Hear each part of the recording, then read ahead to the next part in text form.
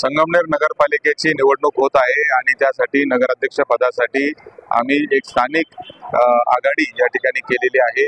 त्या आघाडीच्या वतीने डॉक्टर मैथिली तांबे या नगराध्यक्ष पदाच्या उमेदवार असतील, तर खालचे जे 15 प्रभाग आहेत त्या सगळ्या 15 प्रभागांमध्ये 30 उमेदवार आमच्या आघाडीचे हे निवडणूक लढतील।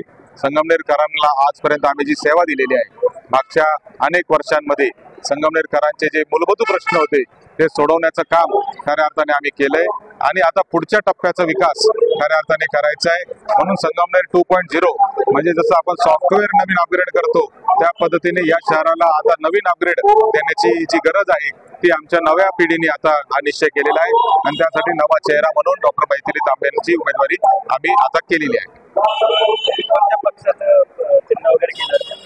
4 वाजता पत्रकार परिषद आहे, त्याच्यामध्ये सविस्तर मी याविषयी आपली भूमिका मांडणार आहे।